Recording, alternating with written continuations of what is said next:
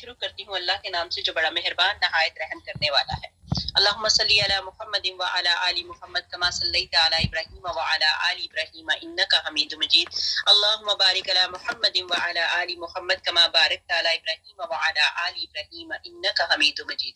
جی پیچھے کل جو ہم نے پیچھے چھوڑا تھا رکوع نمبر 17 تک ہم نے کیا تھا آیت نمبر 84، تو اس سے پہلے جو ہم نے تھوڑی سی بات کی تھی قوم لوط کا فعل بد، وہ آپ لوگوں کو پتہ ہی ہے۔ قوم سمود کا انجام کیا ہوا اس کے متعلق تھوڑی بہت بات ہوئی تھی۔ تو آج انشاءاللہ تعالیٰ قوم لوط کا رد عمل کیا تھا، وہ کیا کرتے تھے، کتنا انہوں نے حضرت لوط علیہ السلام کو تنگ کیا، اس دوران میں انہوں نے ایسا غلط کام کرنا شروع کر دیا جو کبھی کسی قوم نے، کسی بندے نے یہ کام نہیں کیا، جو قوم لوط کے ٹائم پہ انہوں نے جو عمل شروع کر دیا تھا۔ یہی نہیں کہ صرف مرد بلکہ عورتوں کا بھی عمل خراب ہو گیا ہوا تھا۔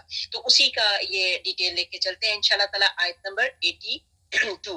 اور ان کی قوم سے کوئی جواب نہ بن پڑا بجز اس کے کہ آپس میں کہنے لگے کہ ان لوگوں کو اپنی بستی سے نکال دو، یہ لوگ بڑے پاک صاف بنتے ہیں۔ سو ہم نے لوط علیہ السلام کو اور ان کی متعلقین کو بچا لیا۔ مطلب یہاں پہ یہی ہے کہ اللہ سبحانہ تعالیٰ نے جو نیک لوگ تھے لوط علیہ السلام کے ساتھ، ان کے ساتھ جو نیک لوگ تھے ان کو اللہ تعالیٰ نے بچا لیا۔ ہمیشہ نیکوں کی صحبت میں بھی بیٹھا کرو، نیکوں کی صحبت سے چاہے ہم اچھے ہیں برے ہیں، لیکن جب ہم نیکوں کی صحبت میں بیٹھتے ہیں تو اللہ سبحانہ تعالیٰ ہمیں بھی ان کے ساتھ ملا دیتے ہیں، ان کی وجہ سے اللہ سبحانہ تعالیٰ ہمارے اوپر بھی نظر کرم فرما دیتے ہیں۔ ان کے متعلقین کو بچا لیا بجز ان کی بیوی کے کہ وہ انہی لوگوں میں رہی جو عذاب میں رہ گئے تھے۔ اب ان کی بیوی کا جو معاملہ تھا وہ تھوڑا ڈفرنٹ تھا۔ ان کی بیوی نے ہی لوگوں کو اشارہ کیا کہ ہمارے گھر میں فرشتے آ گئے ہیں، اور مطلب اس کو تو نہیں پتا تھا کہ یہ فرشتے ہیں، لیکن اللہ کے حکم سے فرشتے تھے، لیکن وہ انسانوں کی شکل میں آئے تھے، اور ہم نے ان پر ایک نئی طرح کا می برسایا۔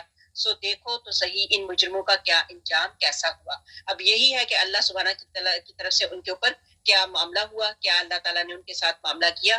پھر آگے بتایا جاتا ہے اور ہم نے مدین کی طرف ان کے بھائی شعیب علیہ السلام کو بھیجا۔ اب آگے حضرت شعیب علیہ السلام کی بات شروع ہو گئی کہ اللہ سبحانہ تعالیٰ نے یہاں پہ بتایا کہ مدین کی طرف ان کے بھائی شعیب علیہ السلام کو بھیجا۔ انہوں نے فرمایا اے میری قوم، تم اللہ تعالیٰ کی عبادت کرو، اس کے سوا کوئی تمہارا معبود نہیں۔ آج ہم پڑھ رہے ہیں سپارہ نمبر 8 کی سورت نمبر 7 کی آیت نمبر ہم نے 85 پڑھی، ٹھیک ہے؟ تو اسی کے متعلق چلتے ہیں۔ اور ہم نے مدین کی طرف ان کے بھائی شعیب علیہ السلام کو بھیجا۔ انہوں نے فرمایا اے میری قوم، تم اللہ تعالیٰ کی عبادت کرو، اس کے سوا کوئی تمہارا معبود نہیں۔ تمہارے پاس تمہارے پروردگار کی طرف سے واضح دلیل آ چکی ہے، تو تم ناپ اور تول پوری کیا کرو، اور لوگوں کا ان چیزوں میں نقصان مت کیا کرو، اور روئے زمین میں بعد اس کے کہ اس کی درستی کر دی گئی فساد مت پھیلاؤ، یہ تمہارے لیے نافع ہے اگر تم تصدیق کرو۔ اور تم سڑکوں پر اس غرض سے مت بیٹھا کرو کہ اللہ تعالیٰ پر ایمان لانے والوں کو دھمکیاں دو، اور اللہ تعالیٰ کی راہ سے روکو، اور اس میں کجی کی تلاش میں لگے رہو۔ اور اس حالت کو یاد کرو جب کہ تم کم تھے، پھر اللہ تعالیٰ نے تم کو زیادہ کر دیا، اور دیکھو کہ کیسا انجام ہوا فساد کرنے والوں کا۔ اور اگر تم میں سے بعضے اس حکم پر جس کو دے کر مجھ کو بھیجا گیا ہے ایمان لے آئے ہیں، اور بعضے ایمان نہیں لائے، تو ذرا ٹھہر جاؤ یہاں تک کہ ہمارے درمیان میں اللہ تعالیٰ فیصلہ کیے دیتے ہیں، اور وہ سب فیصلہ کرنے والوں سے بہتر ہے۔ یہ اللہ تعالیٰ کے فیصلے جو ہیں سارے فیصلے سے بہتر اللہ تعالیٰ کے ہی فیصلے ہیں۔ شعیب علیہ السلام کا اپنی قوم سے خطاب ہوتا ہے۔ شعیب علیہ السلام اپنی قوم کو کہتے ہیں میں بھی اللہ تعالیٰ ہی کی طرف سے بھیجا گیا ہوں، اور میں تمہاری یہی چاہتا ہوں کہ ناپ تول میں کمی بیشی نہ کیا کرو۔ پھر آگے بتایا گیا کہ ارشاد باری تعالیٰ ہے کہ شعیب علیہ السلام کہہ رہے ہیں کہ اے قوم اللہ تعالیٰ کی عبادت کرو، اس کے سوا کوئی دوسرا اللہ نہیں ہے۔ تمام رسولوں کی یہی تبلیغ ہوا کرتی تھی، مطلب جتنے رسول آئے، جتنے انبیاء پیغمبر آئے، انہوں نے ایک ہی بات کہی لا الہ الا اللہ، ٹھیک ہے؟ پھر آ کے نبی پاک حضرت محمد مصطفیٰ پہ محمد رسول اللہ آیا۔ تو ان کی کیا تھی؟ پہلے رسولوں کی یہی تبلیغ ہوا کرتی تھی تمہارے پاس تمہارے رب کی طرف سے تکمیل حجت ہو چکی ہے۔ شعیب علیہ السلام لوگوں کو ان کے معاملاتی کاروباروں میں ہدایت کر رہے ہیں کہ اپنے ناپ تول صحیح رکھو، لوگوں کو نقصان نہ پہنچاؤ، دوسروں کے مال میں خیانت نہ کرو، ناپ تول میں چوری سے کمی کر کے کسی کو دھوکہ نہ دو، جیسے کہ اللہ تعالیٰ نے فرمایا ہے ناپ تول میں کمی کرنے والوں کے لیے بڑی ہلاکت ہے۔ یہ کس نے کہا؟ اللہ سبحانہ تعالیٰ نے کہا.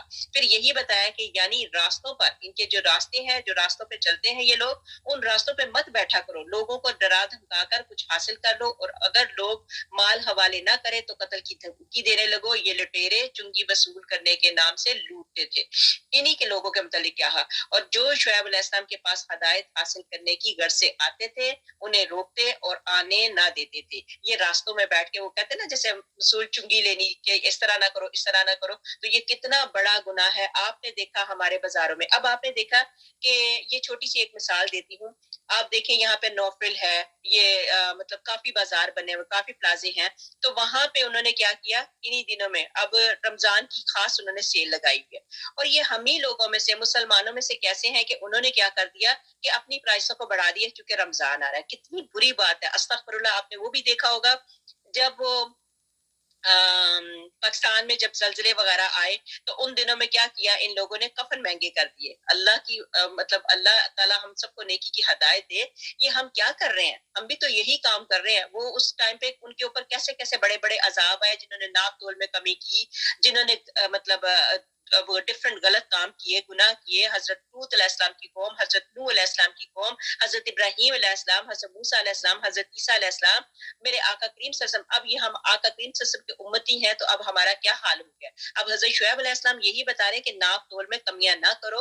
اللہ سبحانہ تعالیٰ ہمیں اس چیز سے بچائے. آپ نے دیکھا ہوگا پاکستان میں بھی جو لوگ لیتے ہیں وہ جو گز بنے ہوتے ہیں تو گز کو تھوڑا سا آگے کر دیتے ہیں، تھوڑا پیچھے کر دیتے ہیں. اسی طرح ناپ تول کرنے کے لیے وہ اسکیل ہوتا تھا جس کو کہتے ہیں ترازو ہوتا تھا، ترازو میں تھوڑا سا ہاتھ ادھر ادھر کر کے تو وہ اس طرح کر کے، تو یہ چھوٹی چھوٹی چیزیں ہمیں لگتی ہیں، یہ چھوٹی چھوٹی چیزیں لیکن اللہ کو ناپسند ہے. اللہ سبحانہ تعالیٰ نے ایسے لوگوں کے لیے بتایا گیا کہ ایسے لوگوں کے لیے ہلاکت ہے. اللہ سبحانہ تعالیٰ ہماری نسلوں کی حفاظت رکھے.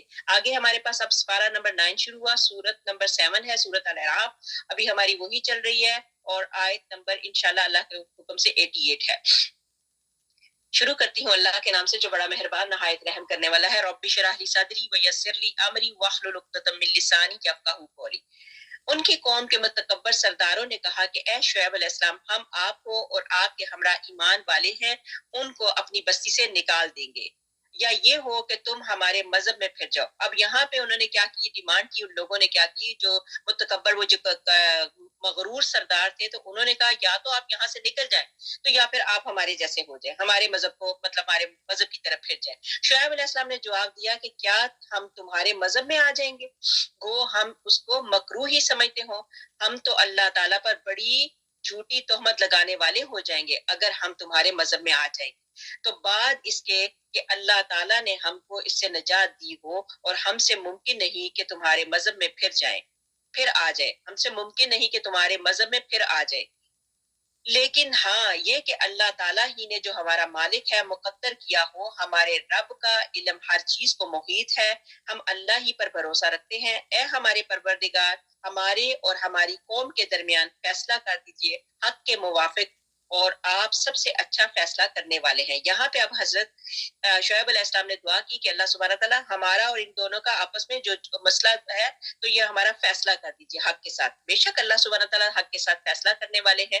پھر ان کی قوم کے کافر سرداروں نے کہا اگر شعیب علیہ السلام کی راہ پر چلنے لگو گے تو بے شک بڑا نقصان اٹھاؤ گے. بس ان کو زلزلے نے آ پکڑا سو اپنے گھر میں اوندے کے اوندے پڑے رہ گئے.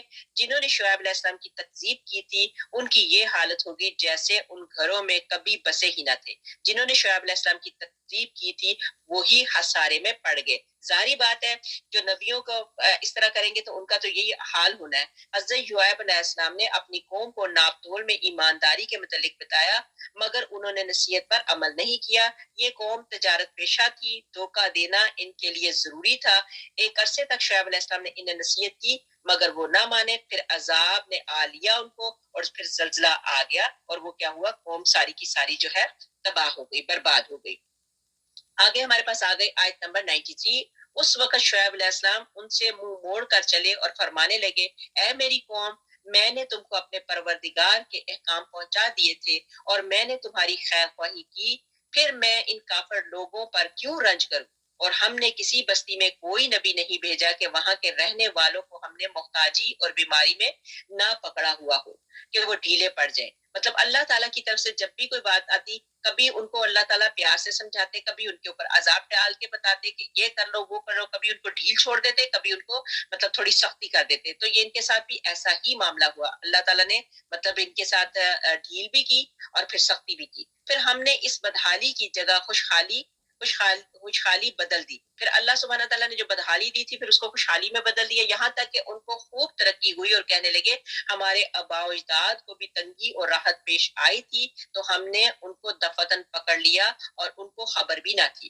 اب یہاں پہ اللہ تعالیٰ کے حکم سے ان کے اوپر 3 قسم کے عذاب آئے. ایک آسمانی، مطلب یہ کیسے آئے؟ قوم شعیب کا کفر پر عزم، اور اس کا پھر نتیجہ کیا ہوا؟ اس عزم کے سبب ان پر ایک ایسا زلزلہ بھیجا گیا کہ وہ اپنے گھروں میں دھرے کے دھرے رہ گئے، اور یہ سزا تھی اس بات کی کہ شعیب علیہ السلام اور اصحاب شعیب کو انہوں نے بلا وجہ ڈرایا، انہیں جلاوطنی کی دھمکی دی، جیسا کہ یہ سورہ میں بتایا گیا. جب ہمارا عذاب ان پر آ پہنچا تو ہم نے شعیب علیہ السلام کو اور ان کے اصحاب کو اپنی رحمت سے بچا لیا.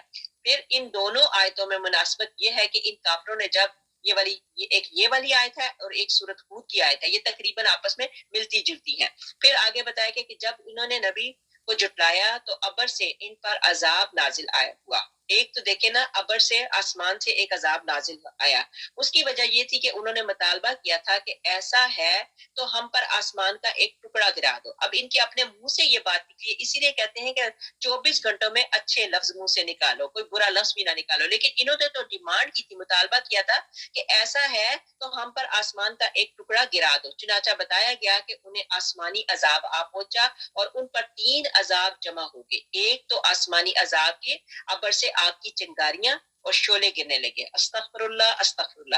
پھر آسمان سے ایک رعد اور کڑک پیدا ہوئی. رعد اور کڑک کیا ہوتی ہے؟ جیسے چنگاریاں، جیسے چیخوں کی آوازیں، کچھ اس طرح کی کڑک اور رعد پیدا ہوئی. اور ان کے قدموں تلے زمین سے ایک شدید زلزلہ پیدا ہوا کہ ان کی جانیں نکل گئی اور جسم سے بے روح بن کر رہ گئے. ان کے جو جسد ہے، مطلب جسم جو ہے بے روح بن کر رہ گئے، ان میں روح ہی نہیں، اور اپنے گھروں میں ڈھیر ہو گئے، گویا کبھی اس بستی میں بسے ہی نہیں تھے. حالانکہ وہ رسول کو دیس نکالا دے رہے تھے.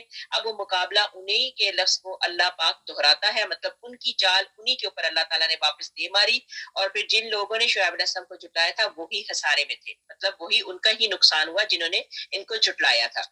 شعیب علیہ السلام نے تبلیغ کا حق ادا کر دیا. کافروں کے اس طرح کہنے سے شعیب علیہ السلام وہاں سے چلے گئے اور کہہ دیا کہ اے قوم، میں نے اللہ تعالیٰ کے پیامات جو ہے تمہیں پہنچا دیے تھے، میں نے اپنا حق ادا کر دیا تھا، اس پر بھی میری خیر خواہی سے تم نے فائدہ نہ اٹھایا، تو تمہاری اس بد انجامی کو دیکھ کر میں کیوں افسوس کروں اور اپنے کو کیوں ہلکان کروں. پھر آگے بتایا گیا کہ سابقہ امتیں جن کی طرف انبیاء بھیجے گئے تھے انہیں تکلیف پہنچا کر اور شادمانی دے کر ہر طرح ہم نے آزمایا. اللہ تعالیٰ نے کبھی ان کو دے کے آزمایا، کبھی لے کے آزمایا. تنگی اور خوشحالی دونوں طریقے سے اللہ تعالیٰ نے آزمایا، مگر وہ باز نہ آئے. مومن خوشی میں شکر کر کے پریشانی میں صبر کرتے ہیں. مومن جو ہے خوشی میں شکر کرتے ہیں اور پریشانی جو ہوتی ہے اس میں صبر کرتے ہیں. پھر بتایا گیا مومن تو وہ ہے کہ مذرت اور مسرت پہنچے تو ہر صورت میں اس نتیجے پر پہنچے کہ میں اللہ تعالیٰ کی طرف سے مذرت یا مسرت دے کر آزمایا جا رہا ہوں. حدیث میں ہے کہ مصیبتیں مومن کو گناہوں سے پاک کرتی رہتی ہیں، اور منافق کی مثال گدھے کی ہے کہ جو نہیں جانتا کہ اس پر کیا لادا گیا ہے اور کس غرض سے اس سے کام لیا جا رہا ہے اور کیوں باندھا گیا ہے اور کیوں کھولا گیا ہے. یہ بتائی گئی کہ ان کی مثالیں. پھر آگے ہمارے پاس آ گئی آیت نمبر 96. اور اگر ان بستیوں کے رہنے والے ایمان لے آتے اور پرہیز کرتے تو ہم ان پر آسمان اور زمین کی برکتیں کھول دیتے، لیکن انہوں نے تو تکذیب کی تو ہم نے ان کے اعمال کی وجہ سے ان کو پکڑ لیا. کیا پھر بھی ان بستیوں کے رہنے والے اس بات سے بے فکر ہو گئے ہیں کہ ان پر ہمارا عذاب شب کے وقت آ پڑے جس وقت وہ سوتے ہوں؟ اور کیا ان بستیوں کے رہنے والے اس بات سے بے فکر ہو گئے ہیں کہ ان پر ہمارا عذاب دن دوپہر آ پڑے جس وقت کہ وہ اپنے لا یعنی قصوں میں مشغول ہو؟ ہاں، تو کیا اللہ تعالیٰ کی اس پکڑ سے بے فکر ہو گئے؟ سو اللہ تعالیٰ کی پکڑ سے بجز ان کے جن کی شامت ہی آ گئی ہو اور کوئی بے فکر نہیں ہوتا. اور ان زمین پر رہنے والوں کے بعد جو لوگ زمین پر بجائے اس کے رہتے ہیں، کیا ان واقعات مذکورہ نے ان کو یہ بات نہیں بتلائی کہ اگر ہم چاہتے تو ان کے جرائم کے سبب ہلاک کر ڈالتے، اور ہم ان کے دلوں پر بند لگائے ہوئے ہیں، اس سے وہ سنتے نہیں. اب ایمان، تقوی، نزول برکات اور پھر کفر عذاب کا سبب بنا ہے. ایمان جو ہے تقوی اور نزول برکات، اور پھر کفر جو ہے عذاب کا سبب بنا. قوم یونس جب ایمان لائی تھی تو ہم نے انہیں دنیا کی رسوا کن عذاب سے بچا لیا، اور ایک عرصہ تک وہ دنوی راحتوں میں سے دوچار رہے، یعنی سب کے سب نے ایمان قبول نہیں کیا سوائے قوم یونس کے. تو جب انہوں نے عذاب دیکھ لیا تو مومن ہو گئے. اب جب عذاب دیکھ لیا تو اس وقت وہ جو مومن ہو گئے وہ تو الگ بات ہے، عذاب دیکھنے کے بعد تو پھر کوئی پیچھے نہیں جا سکتا نا. تو پرانے لوگوں کے کھنڈرات دیکھو، پرانی چیزوں کو دیکھو ان کے ساتھ اللہ تعالیٰ نے کیا کیا معاملات نہیں کیے. جنہوں نے تکذیب کی، جھٹلایا، تو ان کو کیا ہوئی؟ ان کی ہلاکت ہوئی. آگے ہمارے پاس آ گئی آیت نمبر 101 101. ان بستیوں کے کچھ قصے ہم آپ سے بیان کر رہے ہیں، اور ان سب کے پاس ان کے پیغمبر معجزات لے کر آئے. یہ پھر اللہ سبحانہ تعالیٰ وہی بتا رہے ہیں جن بستیوں کے اوپر میں نے عذاب ڈالا، جو ان کے ساتھ کچھ لوگوں کے ساتھ میں نے معجزات ڈالے. یہ ساری کے سارے جو پیچھے کھنڈرات تھے، جو بستیاں تباہ ہوئی، وہ ساری مثالیں پھر بتائی جا رہی ہیں کہ دیکھو ان کے ساتھ کیا کیا معاملے ہوئے. پھر ان کے پیغمبر معجزات لے کر آئے. پھر جس چیز کو انہوں نے اول میں جھوٹا کہہ دیا تھا، یہ بات نہ ہوئی کہ پھر اس کو مان لیتے. مطلب اتنے ڈھیر تھے کہ اپنی بات پہ اڑے رہتے تھے، کہ جس بات کو انہوں نے پہلے کہہ دیا کہ ایسا ہے تو انہوں نے اسی کو کیے ہی رکھا، کہ جھوٹا کہہ دیا یہ بات نہ ہوئی کہ پھر اس کو مان لیتے. اللہ تعالیٰ اسی طرح کافروں کے دلوں پر بند لگا دیتے ہیں. اور اکثر لوگوں میں ہم نے وفائے عہد نہ دیکھا، اور ہم نے اکثر لوگوں کو بے حکم ہی پایا. پھر ان کے بعد ہم نے موسیٰ علیہ السلام کو اپنے دلائل دے کر فرعون اور اس کے امراء کے پاس بھیجا. اب حضرت شعیب علیہ السلام کی بات کرتے کرتے اللہ سبحانہ تعالیٰ نے اب ایک رخ پھر ایک موسیٰ علیہ السلام کی طرف کر دیا. اب موسیٰ علیہ السلام کی بات کی جا رہی ہے کہ ہم نے موسیٰ علیہ السلام کو اپنے دلائل دے کر فرعون اور اس کے امراء کے پاس بھیجا. سو ان لوگوں نے ان کا بالکل حق ادا نہ کیا. سو دیکھیے ان مفسدوں کا کیا انجام ہوا. اب یہاں پہ اللہ سبحانہ تعالیٰ کہتے ہیں کہ میں نے اب کیا کیا، موسیٰ علیہ السلام کو کس کے پاس بھیجا؟ فرعون کے پاس، اور وہاں کے جو امراء تھے ان کے پاس بھیجا. لیکن وہ کیا تھے؟ وہ پھر وہ اسی جگہ پہ اٹکے ہوئے تھے، وہ بھی ضدی تھے. حالانکہ ان کو پتا تھا موسیٰ علیہ السلام سچے ہیں، حق بات کر رہے ہیں، بالکل صحیح کہہ رہے ہیں، لیکن انہوں نے بھی بات نہیں مانی. موسیٰ علیہ السلام دو قوموں کے درمیان بنی اسرائیل اور قبطیوں کی طرف بھیجے گئے. گناہوں کے سبق ہلاکت اور دلوں پر کفر لگ جاتا ہے. اور پھر فرمایا کہ ان میں سے پہلی کتنی قومیں تباہ ہو گئیں کہ آج ان کا نام و نشان تک نہیں بچا، اب ان کی آواز تک سنائی نہیں دیتی. اور فرمایا کہ یہ کافر نہیں دیکھتے کہ ان سے پہلے کتنی قومیں یہاں راج کرتی تھیں، اور وہ راج تمہیں بھی نصیب نہیں جو ان سے پہلی قوموں کے. اور پھر آسمان سے بارش کا عذاب اور زمین تلے سے سیلاب ابل پڑا، اور سب کے سب جو ہے اس میں ہلاک کر دیے گئے. پھر بتایا جا رہا ہے کہ تمہاری سرزمین کی اطراف ہی کی کتنی بستیاں اجڑ گئیں اور کتنی ہی نشانیوں کا ہیر پھیر ہو گیا. سمجھو شاید کہ تم کچھ عبرت پکڑو، مگر کیا ہے کہ تم لوگوں میں تو عبرت ہے ہی. موسیٰ علیہ السلام کو پھر کیا ہوا کہ عصا دیا گیا. ان نشانیوں کے ساتھ فرعون کے دربار گئے، مگر ان پر کوئی اثر نہ ہوا. کہ موسیٰ علیہ السلام نے بتایا کہ میں رب کی طرف سے بھیجا گیا ہوں، میں اپنے اللہ کی طرف سے آیا ہوں. اور پھر موسیٰ علیہ السلام کو اللہ تعالیٰ نے دو معجزے دے رکھے تھے. اللہ تعالیٰ اپنی کتاب عزیز میں فرماتا ہے کہ ہم نے تم سے پہلے جتنے نبی بھیجے سب نے ایک ہی چیز کی تلقین کی. وہ کون سی چیز تھی؟ لا الہ الا اللہ. تو یہی لا الہ الا اللہ کی تلقین ہی پہلے نبی بھی کرتے رہے. آیت نمبر 104. اور موسیٰ علیہ السلام نے فرمایا اے فرعون، میں رب العالمین کی طرف سے پیغمبر ہوں، میرے لیے یہی شایع ہے کہ بجز سچ کے اللہ تعالیٰ کی طرف کوئی بات منسوب نہ کروں. میں تمہارے پاس تمہارے رب کی طرف سے ایک بڑی دلیل بھی لایا ہوں، سو تو بنی اسرائیل کو میرے ساتھ بھیج دے. اب یہاں پہ موسیٰ علیہ السلام فرعون سے بات کر رہے ہیں کہ میں اپنے رب کی طرف سے ایک بڑی دلیل لے کے آیا ہوں. تو بہتر ہے کہ بنی اسرائیل کے ساتھ تو اتنا ظلم کر رہا ہے، ان کے ساتھ اتنے معاملے برے کر رہا ہے، تو مجھے ایسا کر کے تو اس قوم کو میرے ساتھ بھیج دے. فرعون نے کہا اگر آپ کوئی معجزہ لے کر آئے ہیں تو اس کو اب پیش کیجئے اگر آپ سچے ہیں. اب فرعون نے کہا کہ مجھے تو کوئی دلیل چاہیے، اگر تم اتنا سچے ہو تو مجھے کوئی دلیل دکھاؤ. بس آپ نے اپنا عصا ڈال دیا، سو دفتن وہ صاف ایک اسلحہ بن گیا، اور اپنا ہاتھ باہر نکال لیا، سو وہ یکا یک سب دیکھنے والوں کے روبرو بہت ہی چمکتا ہوا ہو گیا.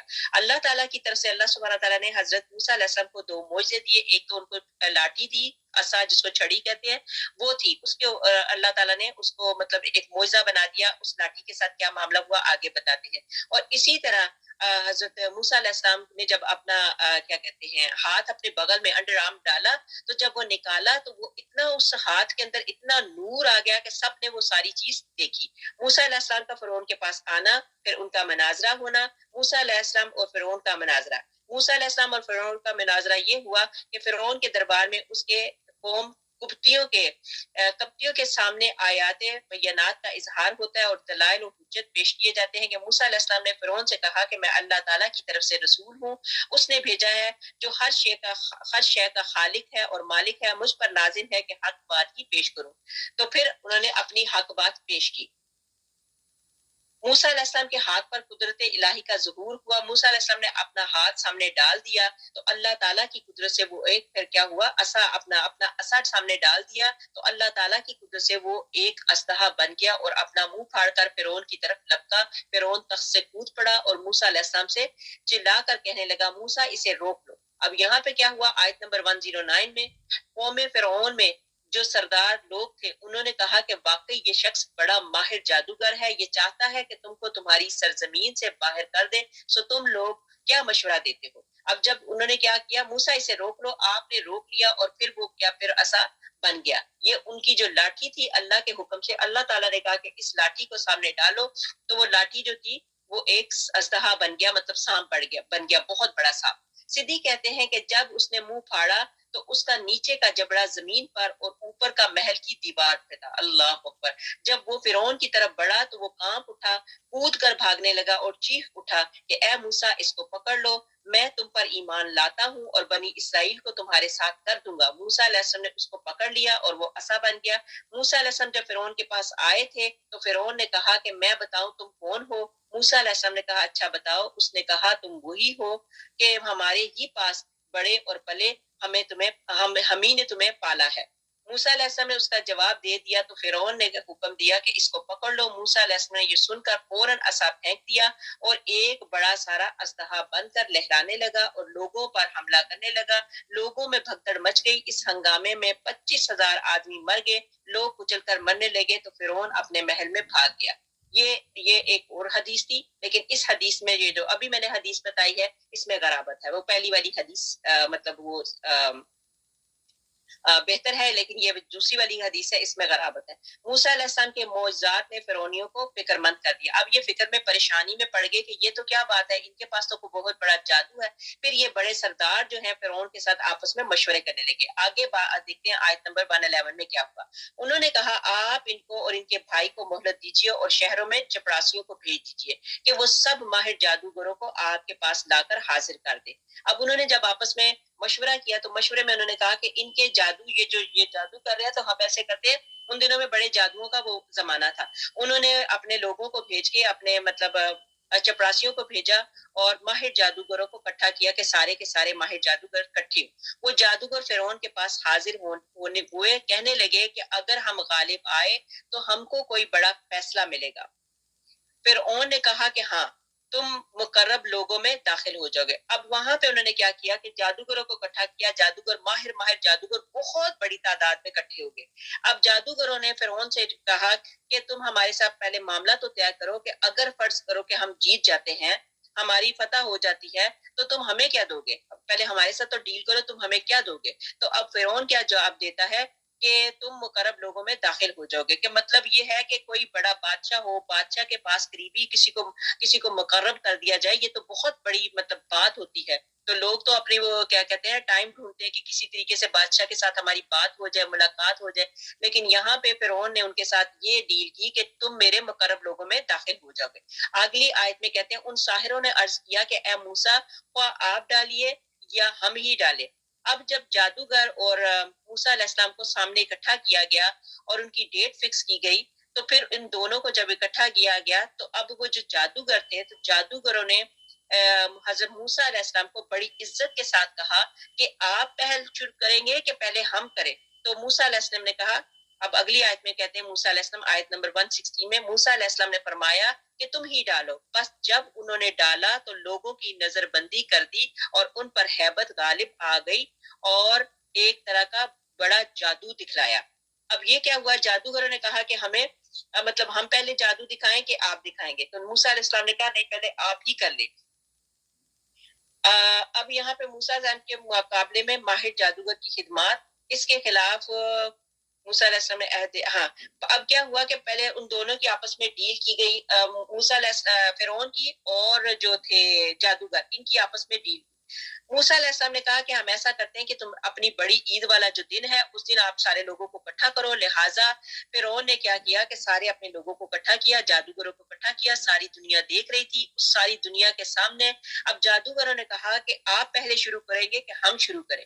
اور کیا کیا اس دن جادوگروں نے اپنا جو ڈریس ہے، جو ان کا ڈریس کوڈ تھا، وہ سارے کا سارا انہوں نے بالکل موسیٰ علیہ السلام کی نقل کر کے، جیسے موسیٰ علیہ السلام نے کپڑے پہنے ہوئے تھے ویسے وہ ڈریس اپ ہو کے آئے۔ اب جب انہوں نے دیکھا موسیٰ علیہ السلام کو تو موسیٰ علیہ السلام کو کہنے لگے کہ آپ پہلے شروع کریں گے، تو موسیٰ علیہ السلام کو انہوں نے کہا کہ نہیں آپ پہلے، موسیٰ علیہ السلام نے کہا نہیں تم شروع کرو۔ لہٰذا انہوں نے جو ان کو جادو آتے تھے، ان کے پاس جو رسیاں تھی، جو ان کے پاس لکڑیاں مطلب چھڑیاں پڑی ہوئی تھی، جو بھی تھی، تو انہوں نے یک بار ایک ہی بار میں کیا کیا، جادوگروں نے وہ اپنی چھڑیاں اور اپنی جو رسیاں ہیں وہ ساری کی ساری آگے ڈال دی۔ اور سب سے پہلے انہوں نے اپنا سحر جو کیا وہ اپنی طرف سے کوشش کی، موسیٰ علیہ السلام کی آنکھوں پہ سحر کرنے کی کوشش کی، اس کے بعد دنیا کے لوگوں کے اوپر، اور اسی طرح فرعون کے اوپر۔ اب لوگوں کی نظروں کو وہ جو چھڑیاں اور وہ جو رسیاں تھیں، لوگوں کی نظر میں ایسا لگتا تھا کہ جیسے بہت سارے سانپ ہیں، اور وہ سارے کے سارے سانپ اتنے زیادہ رینگ رہے ہیں، بہت زیادہ، کہ وہ لوگوں کو خوف آنے لگا کہ یہ اتنے زیادہ سانپ کہاں سے آگے جو انہوں نے کیے۔ اور وہ سارے سانپ جو ہیں لوگوں کی آنکھوں کے اوپر ایسا جادو کیا کہ وہ سانپ جو ہے ہلتے ہوئے دکھائی دیے۔ آیت نمبر 180، اور ہم نے موسیٰ علیہ السلام کو حکم دیا کہ آپ اپنا عصا ڈال دیجئے، سو عصا کا ڈالنا تھا کہ اس نے ان کے سارے بنے بنائے کھیل کو نگلنا شروع کیا، پس حق ظاہر ہو گیا اور انہوں نے جو کچھ بنایا وہ نہ آتا، وہ سب کا آتا جاتا رہا۔ اب یہاں پہ کیا ہوا، اللہ سبحانہ تعالیٰ کے حکم سے موسیٰ علیہ السلام کو بھی لگا کہ یہ دیکھیں اتنے زیادہ سانپ آ گیا، میں کیا کروں؟ پھر اللہ تعالیٰ نے حکم دیا کہ موسیٰ آپ ڈر نہ کریں، آپ خوف نہ کھائیں، آپ ایسے کریں کہ اپنی جو لاٹھی عصا ہے اس کو ڈال دیں۔ موسیٰ علیہ السلام نے اللہ کے حکم سے لاٹھی کو جب سامنے ڈالا، اس لاٹھی کا اتنا بڑا اسلحہ بن گیا کہ وہ اسلحہ نے کیا کیا کہ ساری کی ساری جو ان کی چھڑیاں تھی، جو ساری کی ساری رسیاں تھی، جو سانپ بنے ہوئے تھے، وہ سارے کے سارے جو چیزیں تھی وہ موسیٰ علیہ السلام کا جو اسلحہ بنا ہوا تھا اس نے سارا کا سارا ہڑپ کر لیا، سارا کا سارا اس نے نگل کر دیا۔ پھر بس وہ لوگ اس موقع پر ہار گئے اور خوب ذلیل ہوئے، اور وہ جو ساحر تھے سجدوں میں گر گئے۔ اب یہ جو جادوگر تھے، جادوگروں نے یہ جب یہ کام دیکھا تو جادوگروں کو سمجھ آ گئی کہ یہ کوئی ایسی عام بات نہیں، یہ تو الہی کوئی اللہ کی طرف سے کوئی رحمت ہے، اللہ تعالیٰ کی طرف سے ان کو کوئی مطلب ان کا کوئی عمل ہے، یہ اللہ کا عمل ہے، یہ انسان کا عمل نہیں ہو سکتا، ان کی مدد تو اللہ تعالیٰ کر رہے ہیں۔ لہٰذا جب جادوگروں نے یہ دیکھا ان کو سمجھ آ گئی اور وہ فوراً سجدے میں گر گئے اور کہنے لگے ہم ایمان لائے رب العالمین پر اور موسیٰ اور ہارون کا بھی جو رب ہے۔ اب یہاں پہ یہ سارے کے سارے جو ہیں وہ سرنڈر ہو گئے، حق کی فتح، موسیٰ علیہ السلام نے میدان کو مار لیا۔ اب قاسم بن ابی ذرہ کہتے ہیں کہ جادوگروں نے اپنا سر سجدے سے اٹھانے سے پہلے ہی جنت اور دوزخ کو دیکھ لیا تھا۔ اب یہ واللہ عالم، وہ کہتے ہیں کہ جب جادوگروں نے سجدہ کیا تو اللہ تعالیٰ نے ان کو دکھا دیا کہ وہ اس حق پہ ہیں، اور ان کو اللہ تعالیٰ نے جنت بھی دکھا دی اور دوزخ بھی دکھا دی، اور صبح کے ٹائم وہ جو تھے وہ کافر تھے، مشرک تھے، لیکن جو ہی اللہ تعالیٰ کی نظر کرم ہوئی تو وہ مشرک جو تھے وہ مومن ہو گئے اور اللہ تعالیٰ نے ان کی بخشش کر دی۔ اب آگے فرعون کیا کہتا ہے، آیت نمبر 123، فرعون کہنے لگا کہ ہاں تم موسیٰ پر ایمان لائے ہو بدون اس کے کہ میں تم کو اجازت دوں، بے شک یہ کاروائی تھی جس پر تمہارا عمل درآمد ہوا اس شہر میں، تاکہ تم سب اس شہر سے یہاں کے رہنے والوں کو باہر نکال دو، سو اب تم کو حقیقت معلوم ہو جاتی ہے۔ اب کیا ہوا، معاملہ کیا ہوا کہ یہاں پہ فرعون نے کہا کہ یہ جو تمہاری اور موسیٰ کی کوئی آپس میں ملی بھگت ہے، یہ جو سارا معاملہ ہوا تم دونوں نے آپس میں کوئی مشورے کیے ہوئے تھے۔ تو اب کیا کہتا ہے کہ فرعون کہنے لگا ہاں تم موسیٰ پر ایمان لائے، اور جب تم نے موسیٰ پر اور موسیٰ کے رب پہ ایمان لے کے آئے ہو، تم نے مجھ سے کیوں نہیں اجازت لی؟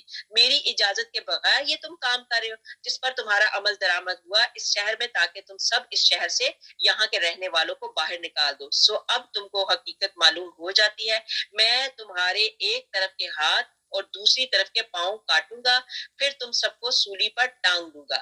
اب فرعون نے کیا کیا کہ ان کو سزا دی کہ میں تمہارے ساتھ یہ معاملہ کروں گا کہ تمہاری کیا کروں گا کہ مطلب ایک طرف کا ہاتھ اور دوسری طرف کا پاؤں کاٹ دوں گا اور تمہیں سولی پر ٹانگ دوں گا. یہ فرعون کی طرف سے یہ سارا یہ جو سزائیں شروع ہوئی نا، پھانسی والا کام اور یہ سولی پہ ٹانگنے والا کام، یہ سب سے پہلے فرعون نے ہی شروع کیا تھا. تو انہوں نے کیا کیا؟ انہوں نے جواب دیا ہم مر کر اپنے مالک ہی کے پاس جائیں گے. اب دیکھیں انہوں نے سوچا کہ اب ایسے بھی تو ہم نے مرنا ہے، تو مر کر اٹھ چکے، انہوں نے سجدہ کیا، سجدے میں انہوں نے جنت اور دوزخ دیکھ لی. اب وہ فرعون کو جواب دیتے ہیں کہ ہم مر کے بھی مطلب ہم نے تو مار کے بھی مالک کے پاس، اللہ کے ہی پاس جانا ہے. تو تو نے ہم نے کون سا ایسا عیب دیکھا بجز اس کے کہ ہم اپنے رب کے احکام پر ایمان لے آئیں، اور اے ہمارے رب ہمارے اوپر صبر کا فیصلہ فیضان عطا فرما. اب یہاں پہ کیا کرتے ہیں یہ جو جادوگر ہیں، یہ دعا کرتے ہیں حضرت موسیٰ علیہ السلام، اور یہ جادوگر دعا ہمارے رب کیا دعا کرتے ہیں؟ یہ بڑی خوبصورت دعا ہے، ربنا افرغ علینا، کہ اللہ سبحانہ تعالیٰ ہمارے اوپر صبر انڈیل دے. بڑی پیاری دعا ہے کہ اے ہمارے رب ہمارے اوپر صبر کا فیضان فرما اور ہماری جان حالت اسلام پر نکالیے. دیکھیں کتنی خوش قسمتی کی بات کہ صبح وہ کافر اور شام کو وہ مومن ہو گئے، اور اس پہ موسیٰ علیہ السلام نے کہا کہ اللہ سبحانہ تعالیٰ یہ کیسے ہوا؟ یہ تو میرے مقابلے کے لیے آئے تھے اور آپ نے ان کو اتنی بڑی شہادت کا درجہ دے دیا، اتنا بڑا ان کے اوپر نظر کرم کر دی. تو اللہ سبحانہ تعالیٰ نے کہا کہ یہ بتایا کہ موسیٰ وہ جو لوگ تھے نا وہ تیری ہی شباہت میں میرے سامنے آئے تھے، اور موسیٰ انہوں نے تیری اتنی عزت کی. دیکھیں اللہ سبحانہ تعالیٰ اپنے نبیوں سے کتنی محبت کرتے ہیں، پیغمبروں سے کتنی محبت کرتے ہیں، اور کہتے ہیں کہ وہ تو تیرا حلیہ کر کے آئے تھے، تو میں کیوں نہ ان کے اوپر اپنی نظر کرم کرتا. اور اسی طرح انہوں نے تجھ سے اجازت مانگی تھی کہ آپ پہلے شروع کریں گے، اور نبیوں کی عزت کرنے والوں کو اللہ تعالیٰ عزت دیتا ہے. اللہ سبحانہ تعالیٰ ہمیں بھی توفیق دے ہم نبیوں پیغمبروں کی دل سے عزت کریں. تو انہوں نے دل کی سے عزت کے ساتھ کہا تھا کہ آپ پہلے شروع کریں گے کہ ہم شروع کریں گے، تو میں کیوں نہ ان کے اوپر اپنی نظر کرم فرماتا. تو یہاں پہ یہی بات ہے کہ جو نبیوں کی عزت کرے کہ ان کا بیڑا پار ہوگا، اور خدا نہ خواستہ جو نبیوں کی تکذیب کریں گے تو ان کے ساتھ کیا اللہ معاملہ فرمائے گا. استغفر اللہ. جادوگروں کو ان کے ایمان کی سزا. اب کیا ہوا کہ جادوگر جب مومن بن چکے اور فرعون کو اپنے مقصد میں شکست ہو گئی، تو جادوگروں کو دھمکی دے رہا ہے کہ آج موسیٰ علیہ السلام کو جو تم پر غلبہ ملا ہے، دراصل یہ تم لوگوں کا باہمی سمجھوتا اور سازش تھی کہ اس طرح حکومت پر غالب آ کر اصلی اہل وطن کو ملک سے نکال باہر کرنا چاہتے ہو. یقیناً یہ تم سب کا استاد تھا جس نے تمہیں جادو سکھایا تھا. اب یہ غلط بات کرنا شروع کر گیا کہ یہ تم لوگوں کے آپس میں یہ اس طرح کا تھا. پھر انہوں نے کہا کہ میں تمہارے ہاتھ پاؤں مخالف سمت سے کاٹ دوں گا. انہوں نے کہا تم نے کاٹنا ہے، جو کرنا ہے کر لو، جو ہم نے تو اللہ تعالیٰ کو مان لیا. پھر آگے کیا ہوتا ہے؟ آگے آیت نمبر 127، اور قوم فرعون کے سرداروں نے کہا کہ کیا آپ موسیٰ اور ان کی قوم کو یوں ہی رہنے دیں گے کہ ملک میں وہ فساد کرتے پھریں؟ وہ آپ کو اور آپ کے معبودوں کو ترک کیے رہیں. فرعون نے کہا کہ ہم ابھی ان لوگوں کے بیٹوں کو قتل کرنا شروع کر دیں گے. اب ایک نیا کام شروع کر دیا. فرعون نے کہا کہ ہم ایسے کرتے ہیں کہ ان لوگوں کے بیٹوں کو قتل کرنا شروع کر دیں گے اور عورتوں کو زندہ رہنے دیں گے، اور ہم کو ہر طرح ان پر زور ہے. موسیٰ علیہ السلام نے اپنی قوم سے فرمایا کہ اللہ تعالیٰ کا سہارا رکھو وہ اور مستقل رہو. یہاں پہ ان کو یہی کہا کہ آپ لوگ مستقل مزاج رہو اور اللہ تعالیٰ کا سہارا رکھو. یہ زمین اللہ تعالیٰ کی ہے، جس کو چاہے مالک بنا دے اپنے بندوں میں سے، اور آخر کامیابی انہی کی ہوتی ہے جو اللہ تعالیٰ سے ڈرتے ہیں. واقعی یہاں پہ بات صحیح ہے، جو اللہ تعالیٰ سے ڈرتے ہیں تو اللہ تعالیٰ ان کو کامیابی دیتا ہے. اور سورہ رحمان میں ہے کہ جو اللہ تعالیٰ سے ڈرے، جنتان بتایا نا کہ جو اللہ تعالیٰ سے ڈرے تو ان کو اللہ تعالیٰ جنتین ایک نہیں بلکہ 2 جنتیں دیتے ہیں. تو یہاں پہ بھی یہی بات بتائی گئی آیت نمبر 128 میں کہ آخر کامیابی انہی کو ہوتی ہے جو اللہ تعالیٰ سے ڈرتے ہیں. قوم کے لوگ کہنے لگے ہم تو ہمیشہ مصیبت ہی میں ہی رہے، آپ کی تشریف آوری کے قبل بھی اور آپ کی تشریف آوری کے بعد بھی. موسیٰ علیہ السلام نے فرمایا بہت جلد اللہ تعالیٰ تمہارے دشمن کو ہلاک کر دیں گے اور بجائے ان کے تم کو اس سرزمین کا مالک بنا دیں گے، پھر تمہارا طرز عمل دیکھیں گے.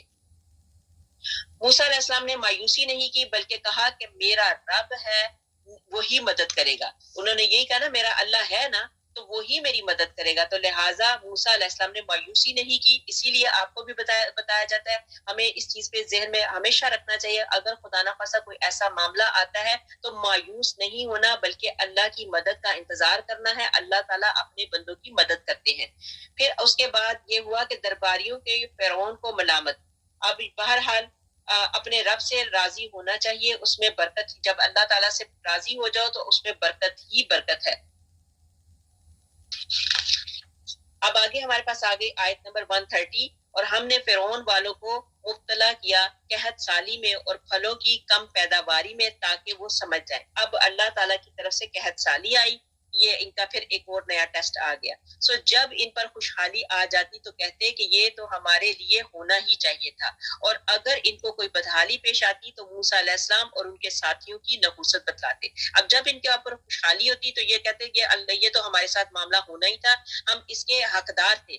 تو جب ان کے پاس کوئی خدا نہ خواستہ کوئی ایسی مسئلہ مسائل آتا تو یہ کیا کہتے کہ یہ استغفر اللہ, اللہ معاف کرے, معاذ اللہ, یہ کہتے تھے یہ موسیٰ علیہ السلام اور ان کے جو ساتھی ہیں یہ منحوس ہیں, تو ان کی نحوست کی وجہ سے ہمارے ساتھ یہ معاملہ آیا.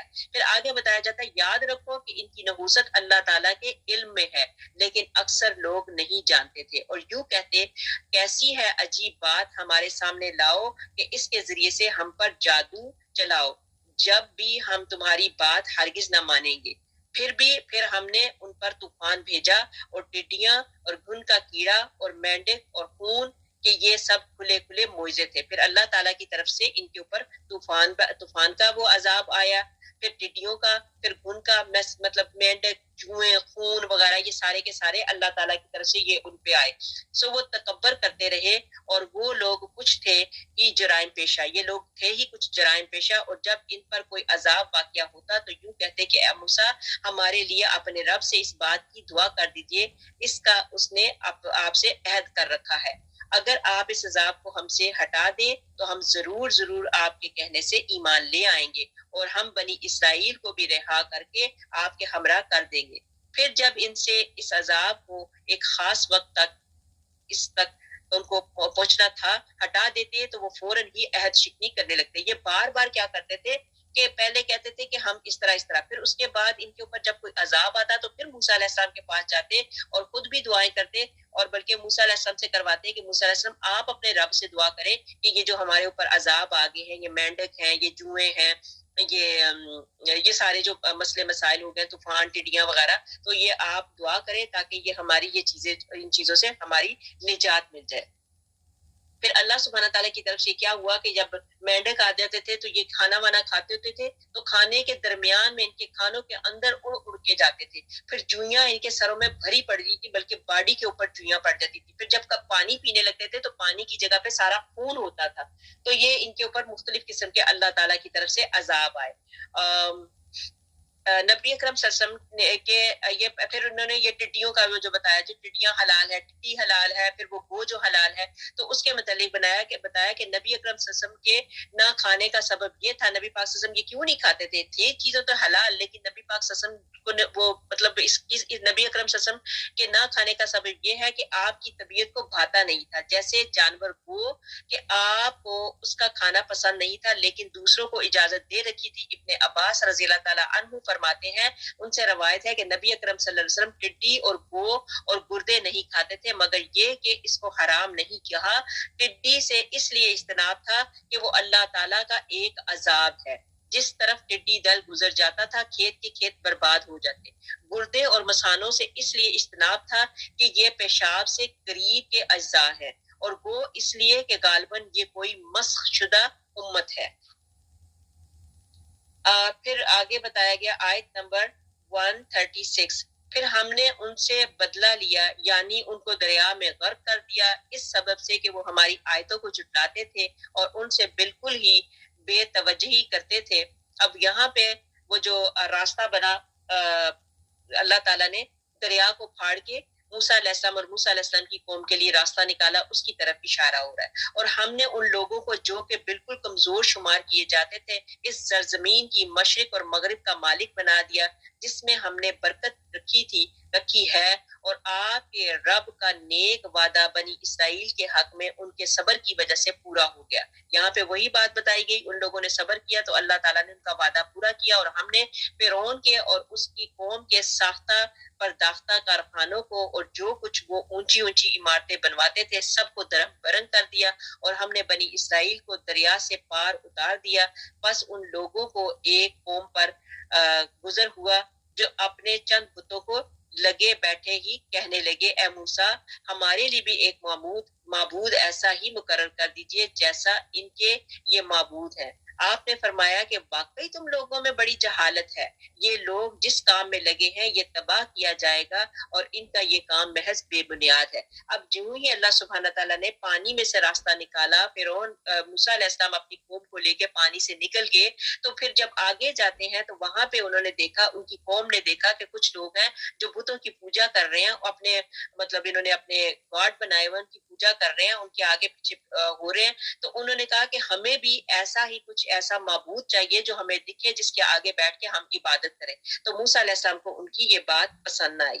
پھر فلسطین کا وارث بنایا، صبر کامیابی کا ذریعہ ہے۔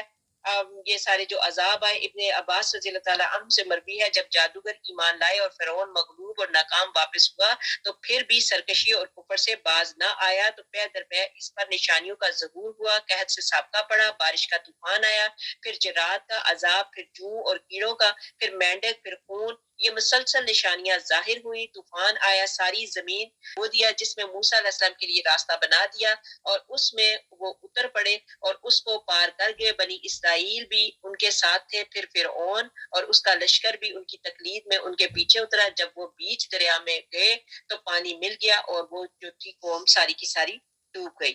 اب پھر دوبارہ انہوں نے کہا کہ ہمیں ایک بت چاہیے، اے موسیٰ ہمارے لیے ایک معبود بنا دو جیسا کہ ان لوگوں کے معبود ہیں۔ موسیٰ علیہ السلام نے کہا، بڑے ہی جاہل لوگ ہو، اللہ تعالیٰ کی عظمت کو بھول بیٹھے ہو، وہ تو ایسی باتوں سے منزہ ہے کہ کوئی اس کا شریک اور مثیل ہو سکے، ان کا مذہب بھی باطل ہے اور ان کا عمل بھی باطل ہے۔ پھر فرعون کے قید سے نجات دینے والا ہی لائق عبادت ہے۔ اب یہاں پہ آگے بتایا گیا آیت نمبر 140، فرمایا کہ اللہ تعالیٰ کے سوا کسی کو تمہارا معبود تجویز کر دوں، حالانکہ اس نے تم کو اور تمام دنیا جہان والوں پر فوقیت دی ہے، اور وہ وقت یاد کرو جب ہم نے تم کو فرعون والوں سے بچا لیا جو تم کو بڑی سخت تکلیفیں پہنچاتے تھے، تمہارے بیٹوں کو قتل کر ڈالتے تھے۔ اب پھر وہی بات آ گئی جو بیٹوں کو قتل کرنے کی بات کی گئی، تمہارے بیٹوں کو قتل کر ڈالتے تھے اور تمہاری عورتوں کو زندہ چھوڑ دیتے تھے، اور اس میں تمہارے پروردگار کی طرف سے بڑی بھاری آزمائش تھی، اور ہم نے موسیٰ علیہ السلام سے 30 شب کا وعدہ کیا اور 10 شب اور 30 شب کا تتمہ بنایا، اور سو ان کے پروردگار کا وقت پورے 40 شب ہو گیا۔ اور موسیٰ علیہ السلام نے اپنے بھائی ہارون علیہ السلام سے کہہ دیا تھا کہ میرے بعد ان لوگوں کا انتظام رکھنا اور اصلاح کرتے رہنا، اور بد نظم لوگوں کی رائے پر عمل مت کرنا۔ اب اللہ تعالیٰ کے حکم ہوا، موسیٰ علیہ السلام کو بلایا گیا، موسیٰ علیہ السلام گئے، 30 شب کا وعدہ کیا گیا، 30 کے اوپر اللہ سبحانہ وتعالیٰ نے پلس 10 اور کر دیے۔ اب یہ 40 دنوں کے لیے موسیٰ علیہ السلام اپنے اللہ سے ہم کلام ہونے کے لیے گئے، تو یہ کیسا ہوا؟ فرعون کی قید سے نجات دینے والا ہی لائق عبادت ہے۔ موسیٰ علیہ السلام بنی اسرائیل کو اللہ تعالیٰ کی نعمت یاد دلا رہے ہیں کہ اللہ تعالیٰ نے تمہیں فرعون کی قید سے اور غلبے سے نجات دی اور رسوائی اور ذلت سے چھٹکارا دیا۔ اب پھر موسیٰ علیہ السلام کو کوہ طور پر روانگی اور ہارون علیہ السلام کی جانشینی بتائی گئی۔ اللہ تعالیٰ نے موسیٰ علیہ السلام سے 30 راتوں کا وعدہ کیا تھا۔ مفسرین کہتے ہیں کہ موسیٰ علیہ السلام نے ان دنوں روزہ رکھا تھا۔ جب یہ 30 دن تمام ہوئے تو اللہ تعالیٰ نے مزید حکم دیا کہ 40 دن کی تکمیل کرے، مطلب 10 دن اور کر کے تو وہ پورے کے پورے 40 دن پورے کریں۔ پھر آگے آیت نمبر ہمارے پاس آ گئی، آیت نمبر 143، اور جب موسیٰ علیہ السلام ہمارے وقت پر آئے اور ان کے رب نے ان سے باتیں کی تو عرض کیا، اے میرے پروردگار اپنا دیدار مجھ کو دکھلا دیجئے کہ میں آپ کو ایک نظر دیکھ لوں۔ ارشاد ہوا کہ تم مجھ کو ہرگز نہیں دیکھ سکتے، لیکن تم اس پہاڑ کی طرف دیکھتے رہو، سو اگر اپنی جگہ پر برقرار رہا تو تم بھی دیکھ سکو گے، مطلب اگر پہاڑ اپنی جگہ پہ برقرار رہا تو تم بھی دیکھ سکو گے۔ پس ان کے رب نے جو اس پر تجلی فرمائی، تجلی کس پر فرمائی؟ پہاڑ پر۔ پس ان کے رب نے جو اس پر تجلی فرمائی تجلی نے اس کے پرخچے اڑا دیے اور موسیٰ علیہ السلام بے ہوش ہو کر گر پڑے۔ پھر جب افاقہ میں آئے تو عرض کیا بے شک آپ کی ذات منزہ ہے، میں آپ کی جناب میں معذرت کرتا ہوں اور سب سے پہلے میں اس پر یقین کرتا ہوں۔ اللہ نے دیدار کے بارے میں موسیٰ علیہ السلام کا التجا کرنا اور اللہ کا جواب دینا۔ موسیٰ علیہ السلام نے کہا ربی ارینی انظر علیکا، ربی ارینی انظر علیکا، کہ میں آپ کا دیدار کرنا چاہتا ہوں، میں آپ کو دیکھنا چاہتا ہوں۔ اللہ سبحانہ تعالیٰ نے کہا کہ آپ نہیں دیکھ سکتے، لہٰذا اللہ سبحانہ تعالیٰ نے کہا وہ سامنے پہاڑ ہے، جو پہاڑ کے اوپر تجلی اللہ تعالیٰ نے اپنی ڈالی۔ موسیٰ علیہ السلام سے اللہ ہم کلام کرتے تھے، وہ ہم کلامی ہوتی تھی ان کی، تو پھر یہ موسیٰ علیہ السلام نے اللہ تعالیٰ سے درخواست کی تو اللہ سبحانہ تعالیٰ نے کہا کہ موسیٰ آپ ایسا نہیں کر سکتے، ہاں ٹھیک ہے یہ پہاڑ ہے، اگر پہاڑ کے اوپر تجلی ڈالی تو پہاڑ کیا ہوا، پہاڑ کے پرخچے اڑ گئے، پہاڑ بالکل وہ کیا کہتے ہیں کوئلہ بن گیا، جل گیا۔ اور موسیٰ علیہ السلام کیا ہوا، موسیٰ علیہ السلام بے ہوش ہو کے گر گئے۔ ابو سعید خدری رضی اللہ تعالیٰ عنہ کی روایت ہے کہ ایک یہودی نے آ کر نبی اکرم صلی اللہ علیہ وسلم سے شکایت کی کہ آپ کے ایک انصاری صحابی نے میرے منہ پر تمانچہ مار دیا۔ اس انصاری کو بلا کر نبی اکرم صلی اللہ علیہ وسلم نے پوچھا، اس نے کہا کہ یا رسول اللہ صلی اللہ علیہ وسلم، میں نے اس یہودی کو کہتے سنا ہے کہ اللہ تعالیٰ نے موسیٰ علیہ السلام کو تمام انسانوں پر فضیلت دی ہے، تو میں نے کہا کیا محمد صلی اللہ علیہ وآلہ وسلم پر بھی؟ تو اس نے کہا ہاں۔ مجھے غصہ آ گیا اور میں نے ایک تمانچہ رسید کر دیا، اور نبی اکرم صلی اللہ علیہ وسلم نے فرمایا مجھے انبیاء پر فضیلت نہ دو، لوگ قیامت کے دن بے ہوش ہو جائیں گے اور جب افاقہ ہوگا تو سب سے پہلے مجھے ہوگا، لیکن میں دیکھوں گا کہ موسیٰ علیہ السلام پائے عرش کو تھامے کھڑے ہیں، میں نہیں جانتا کہ مجھ سے پہلے انہیں ہوش آئے گا یا یہ کہ وہ بے ہوش ہوئے ہی نہیں ہوں گے۔ تو کیونکہ ایک بار تجلی کے دور سے بے ہوش ہو چکے تھے، مطلب دور کی تجلی جب انہوں نے کی تھی تو وہ بے ہوش ہو چکے تھے، یا اللہ تعالیٰ انہیں بے ہوش ہونے سے مستثنا فرما دے گا، واللہ عالم۔ یہ نبی پاک حضرت محمد مصطفیٰ صلی اللہ علیہ وسلم کی بخاری اور مسلم کی روایت ہے جو میں نے آپ لوگوں کے سامنے پڑھی۔ انہوں نے کہا مجھے اس پہ نہ فضیلت دو، وہ جو ہو سکتا ہے کہ موسیٰ علیہ السلام جو اس وقت بے ہوش ہوئے تھے اس وجہ سے اللہ سبحانہ تعالیٰ نے ان کو مجھ سے پہلے ہی جگا دیا ہوگا۔ پھر آگے آیت نمبر 144 ارشاد ہوا کہ اے موسیٰ، میں نے پیغمبری اور اپنی ہم کلامی سے اور لوگوں پر تم کو امتیاز دیا ہے، تو جو کچھ تم کو میں نے عطا کیا ہے اس کو لو اور شکر کرو۔ اور ہم نے چند تختیوں پر ہر قسم کی نصیحت اور ہر چیز کی تفصیل ان پر لکھ دی تھی۔ اب یا موسیٰ علیہ السلام جب اللہ سبحانہ تعالیٰ کے ساتھ ہم کلام ہونے گے تو اللہ سبحانہ تعالیٰ نے ان کو تختیاں دی، تختیوں کے اوپر اللہ سبحانہ تعالیٰ نے نصیحتیں لکھ کے دی ہوئی تھی۔ واللہ عالم وہ کس طرح کی تختیاں تھی، کس طرح کی اللہ تعالیٰ کی وہ رائٹنگ اس کے اوپر لکھی ہوگی اور کیسی کیسی نصیحتیں تھیں۔ پھر اس کے بعد بتایا کہ تو ان کو کوشش کے ساتھ عمل میں لاؤ اور اپنی قوم کو حکم کرو کہ ان کے اچھے اچھے احکام پر عمل کرے، اب بہت جلد تم لوگوں کو ان کے بے حکموں کا مقام دکھلاتا ہوں۔ میں ایسے لوگوں کو اپنے احکام سے برگشتہ ہی رکھوں گا جو دنیا میں تکبر کرتے ہیں، جس کا ان کو کوئی حق حاصل نہیں، اور اگر تمام نشان دیکھ لیں تب بھی ان پر ایمان نہ لائیں، اور اگر ہدایت کا راستہ دیکھیں تو اس کو اپنا طریقہ نہ بنائیں، اور اگر گمراہی کا راستہ دیکھ لیں تو اس کو اپنا طریقہ بنا لیں۔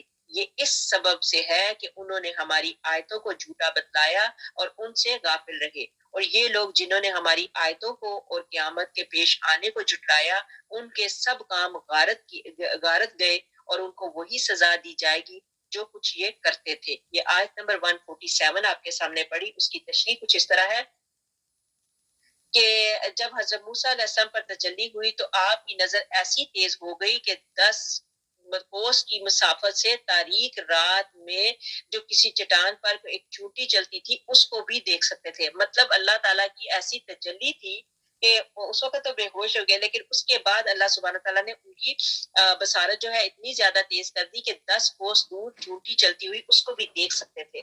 اللہ اکبر۔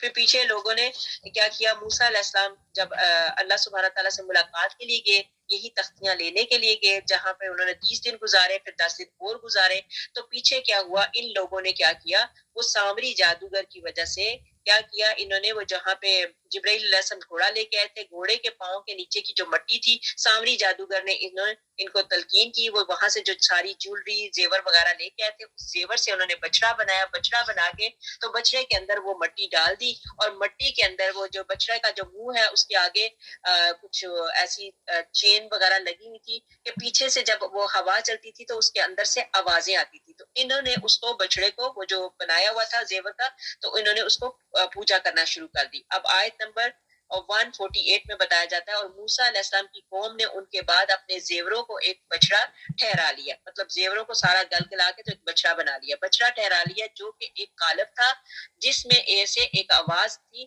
کیا انہوں نے یہ نہ دیکھا کہ وہ ان سے بات نہیں کرتا تھا اور نہ ان کا نہ ان کو کوئی راہ بتلاتا تھا؟ اس کو انہوں نے معبود قرار دے دیا اور بڑا بے ڈھنگا کام کیا، اور جب نادم ہوئے اور معلوم ہو گیا کہ واقعی وہ لوگ گمراہی میں پڑ گئے تو کہنے لگے اگر ہمارا رب ہم پر رحم نہ کرے اور ہمارا گناہ معاف نہ کرے تو ہم بالکل گئے گزرے ہیں۔ اب یہ بتایا گیا کہ بعض سلف نے کہا کہ غرور کرنے والا علم اور معرفت سیکھ ہی نہیں سکتا، اس کی تو ناک چڑھی ہی رہتی ہے۔ یہ تکبر کا نتیجہ بتایا گیا، جو تکبر کرنے والے پھر اس کے بعد جو انہوں نے بچڑا بنایا، سامری کا تیار کردہ بچڑا، اور اس کی حقیقت یہ تھی کہ بنی اسرائیل میں سے گمراہ لوگوں نے وہ سالہ کی پرستش کی تھی۔ سامری نے ان زیورات سے جو کفتیوں سے مستعار لے کے آئے تھے، جو کفتیوں سے وہاں سے لے کے آئے تھے، اس کے سونے چاندی سے بچڑے کا سا ایک مجسمہ بنایا، اور اس کے پیٹ کے اندر ایک مٹھی بھر وہ مٹی ڈال دی جو جبرائیل علیہ السلام کے گھوڑے کے قدموں تلے سے حاصل کر رکھی تھی۔ چنانچہ اس بچڑے کے اندر سے ایسی آواز نکلنے لگی جیسے گائے کی ہوتی ہے۔ یہ سارا کھیل موسیٰ علیہ السلام کی غیر موجودگی میں ہوا۔ جب کہ آپ میقات رب کی خاطر طور پر گئے تھے تو طور پر اللہ تعالیٰ نے آپ کو اس فتنے سے آگاہ فرما دیا تھا۔ چنانچہ موسیٰ علیہ السلام سے خطاب ہوتا ہے کہ اے موسیٰ، تمہاری قوم کو تمہارے پیچھے ہم نے آزمائش میں ڈال دیا، یعنی سامری نے انہیں گمراہ کر دیا ہے۔ یہ وہیں پہ اللہ سبحانہ تعالیٰ نے بتا دیا تھا، لیکن موسیٰ علیہ السلام نے کہا میں اپنی آنکھوں سے جا کے دیکھتا ہوں تو کیا معاملہ ہے۔ اب یہاں پہ موسیٰ علیہ السلام آیت نمبر 150 میں بتایا جاتا ہے، اور جب موسیٰ علیہ السلام اپنی قوم کی طرف واپس آئے غصہ اور رنج میں بھرے ہوئے تو فرمایا کہ تم نے میرے بعد یہ بڑی نامعقول حرکت کی، کیا اپنے رب کے حکم سے پہلے تو کیا اپنے رب کے حکم سے پہلے ہی تم نے جلد بازی کر لی اور جلدی سے تختیاں ایک طرف رکھی اور اپنے بھائی کا سر پکڑ کر ان کو اپنی طرف کسیٹنے لگے۔ اب جب موسیٰ علیہ السلام نے دیکھا کہ واقعی یہ لوگوں نے تو یہ پوجا کرنی شروع کر دی ہے، گسالہ پرست ہو گئے، تو موسیٰ علیہ السلام کو یہ بڑا غصہ آیا، اور موسیٰ علیہ السلام کے ہاتھ میں جو تختیاں تھیں وہ نیچے اس وقت وہ بڑے غصے میں تھے تو نیچے رکھی، یا مطلب جیسے بھی کیا تو وہ کیا ہوا کہ تختیاں بھی وہ ٹوٹ گئی، اور پھر ان کو اتنا غصہ آیا ہوا تھا کہ یہ لوگ شرک میں چلے گئے ہیں۔ وہاں پہ اللہ تعالیٰ نے ہر جگہ پہ ان کی مدد کی۔ ان لوگوں نے یہ کیا کام پکڑ لیا، تو موسیٰ علیہ السلام نے اور تو کسی پہ غصہ نہیں آیا، اپنے بھائی پہ کیا، تو اپنے بھائی کے سر کو پکڑ کے، مطلب حضرت ہارون علیہ السلام کی بات بتائی جا رہی ہے۔ ہارون علیہ السلام نے کہا اے میرے ماں جائے، اللہ اکبر، کتنی پیاری بات، کتنا پیارا طریقہ ہے۔ اب بھائی نے جب غصے میں آ کے حضرت موسیٰ علیہ السلام نے غصہ کیا حضرت ہارون علیہ السلام کے پاس کہ میں تو آپ کے پاس لوگوں کو چھوڑ کے گیا تھا کہ یہ نہ ہو کہ یہ جو لوگ ہیں بھٹک جائیں، تم نے ان کا خیال کرنا ہے، تم نے کیا کیا پیچھے سے؟ میں تو اللہ کے پاس گیا تھا، میں تختیاں لینے کے لیے، اللہ نے مجھے بلایا تھا، تو یہ پیچھے تم نے کیا کر دیا؟ تو ہارون علیہ السلام نے کہا کہ اے میرے ماں جائے، ان لوگوں نے مجھ کو بے حقیقت سمجھا اور قریب تھا کہ مجھ کو قتل کر ڈالے، تو تم مجھ پر دشمنوں کو مت ہنسواؤ۔ اب یہاں پہ دیکھیں کتنی پیاری بات کی کہ تم مجھ پر دشمنوں کو مت ہنسواؤ۔ ہم ایسے ہی ہوتا ہے نا، جب ہماری آپس میں ناتفاقیاں ہوتی ہیں، اور جب ہماری آپس میں ناتفاقیاں ہوتی ہیں تو دشمن اس پہ ہنستے ہیں، تو اللہ سبحانہ تعالیٰ دشمنوں سے ہم لوگوں کو دور رکھے۔ تو یہاں پہ بتایا کہ بھائی کو کہہ رہا ہے کہ تم مجھ پر دشمنوں کو مت ہنسواؤ اور مجھ کو ان ظالموں کے ذیل میں مت شمار کرو۔ موسیٰ علیہ السلام نے کہا اے میرے رب میری خطا معاف فرما۔ یہاں پہ موسیٰ علیہ السلام نے دعا کی کہ اے میرے رب میری خطا معاف فرمائیے اور میرے بھائی کی بھی، اور ہم دونوں کو اپنی رحمت میں داخل فرمائیے، اور آپ سب رحم کرنے والوں سے سب سے زیادہ رحم کرنے والے ہیں۔ بے شک جن لوگوں نے گوسالہ پرستی کی ہے ان پر بہت جلد ان کے رب کی طرف سے غضب اور ذلت اور اس دنوی زندگی ہی میں پڑے رہیں گے، اور ہم پر افطرا پردازوں کو ایسی ہی سزا دیا کرتے ہیں۔ ہم افطرا پردازوں کو ایسی ہی سزا دیا کرتے ہیں، اور جن لوگوں نے گناہ کے کام کیے پھر ان کے بعد توبہ کر لیں اور ایمان لے آئیں تو تمہارا رب اس توبہ کے بعد گناہ معاف کر دینے والا، رحمت کرنے والا ہے۔ بے شک اللہ سبحانہ تعالیٰ نے، اب پھر اللہ تعالیٰ نے وہی کیا کہ انہوں نے اتنی حرکتیں کی، اتنا کچھ کیا، پھر اس کے بعد اللہ تعالیٰ یہی کہتے ہیں کہ میں توبہ قبول کرنے والا ہوں، میں گناہ معاف کرنے والا ہوں، میرے پاس رحمت ہے، اور اللہ تعالیٰ کے پاس کتنی زیادہ رحمت ہے۔ پھر اس کے بعد کیا ہوا کہ یہ کیا کیا، پھر 70 لوگوں کو توبہ کرنے کے لیے لے کر گئے، پھر زلزلہ آیا، پھر انہوں نے کہا کہ ان کو پھر ان کو وہ بھی ہلاک ہو گئی۔ یہ آگے کافی بڑا معاملہ انشاءاللہ تھوڑا تھوڑا کر کے بیچ میں بتاؤں گی کہ کہتے ہیں حضرت ہارون علیہ السلام جب اپنے بھائی کو دیکھتے ہیں تو بھائی کہتے ہیں جب تم نے دیکھا تھا کہ یہ گمراہی اختیار کر رہے ہیں تو میرے حکم پر چلنے سے تم کو کس نے روکا تھا؟ کیا تمہیں میری نافرمانی کی جرت ہو گئی ہے؟ تو ہارون علیہ السلام نے کہا کہ اے میرے ماں جائے، میری داڑھی اور سر کے بالوں کو پکڑ کے نہ کھینچو، مجھے تو یہ خوف تھا کہ کہیں تم یہ نہ کہو کہ میرا انتظار کیوں نہیں کیا اور بنی اسرائیل میں تفرقہ کیوں ڈال دیا۔ اے بھائی یہ لوگ تو میری پرواہ نہیں کرتے تھے، مطلب انہوں نے کہا کہ میں نے کوشش کی تھی لیکن انہوں نے میری پرواہ ہی نہیں کی۔ پھر اس کے بعد بتایا گیا اس لیے تو موسیٰ علیہ السلام نے کہا تھا کہ الہی مجھے اور میرے بھائی کو بخش دے، ہم دونوں کو تو اپنی رحمت میں لے لے، تو ارحم الراحمین ہے۔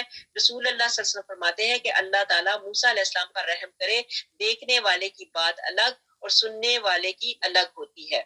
رب تعالیٰ نے خبر دی تھی کہ تمہارے پیچھے تمہاری قوم شرک میں مبتلا ہو گئی ہے، یہ سن کر انہوں نے الواح نہیں پھینکے، اور جب انہوں نے آنکھوں سے دیکھا تو غصے کے مارے الواح پھینک دیے، مطلب وہی جو تختیاں وہ لے کے آئے تھے ان کے بارے میں کہا جا رہا ہے کہ انہوں نے پھینکے نہیں تھے، لیکن غصے کے مارے وہ اس طرح پریشان ہو گئے کہ تختیاں جو ہیں ان سے نیچے پھینک دی۔ اور جب موسیٰ علیہ السلام کو آیت نمبر 154، اور جب موسیٰ علیہ السلام کا غصہ فروغ ہوا تو ان تختیوں کو اٹھا لیا اور ان کے مضامین میں ان لوگوں کے لیے جو اپنے رب سے ڈرتے تھے ہدایت اور رحمت کی۔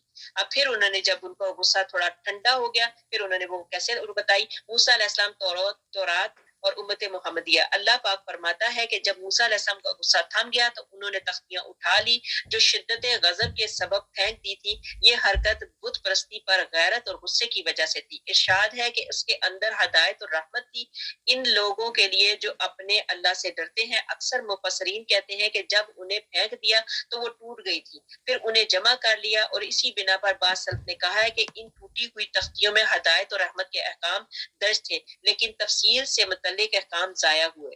گمان کیا گیا ہے کہ اسرائیلی بادشاہوں کے خزانے میں دولت اسلامیہ کے زمانے تک یہ ٹکڑے موجود تھے، واللہ عالم۔ پھر اس کے بعد یہ دلیل واضح ہے کہ پھینک دینے سے وہ ٹوٹ گئے تھے، اور تختیاں جنت کے جواہر کی بنی ہوئی تھی۔ اللہ تعالیٰ نے خبر دی ہے کہ جب انہیں اٹھا لیا تو اس میں ہدایت اور رحمت پائی۔ رحمت کے معنی خشوع اور خضوع کے ہیں۔ پھر آگے قتادہ نے کہا کہ موسیٰ علیہ السلام نے کہا یا رب میں الواح میں لکھا پاتا ہوں ایک بہترین امت ہوگی۔ اب اس کی بڑی لمبی ایک ٹائم دیکھ لو جی، اس کی ایک کافی لمبی ایک مطلب قتادہ رحمۃ اللہ کی جو بات ہے وہ کافی لمبی ہے، انشاءاللہ تعالیٰ دیکھتی ہوں اگر وقت ملتا ہے تو یہ پڑھ دیتی ہوں انشاءاللہ تعالیٰ۔ آیت نمبر ہمارے پاس آ گئی، آیت نمبر 155۔ اور موسیٰ علیہ السلام نے 70 آدمی اپنی قوم میں سے ہمارے وقت معین کے لیے منتخب کیے، سو جب ان کو زلزلے نے آ پکڑا تو موسیٰ علیہ السلام عرض کرنے لگے کہ اے میرے پروردگار، آپ کو یہ منظور ہوتا تو آپ اس کے قبل ہی ان کو اور مجھ کو ہلاک کر دیتے، کہیں آپ ہم میں سے چند بیوقوفوں کی حرکت پر سب کو ہلاک کر دیں گے۔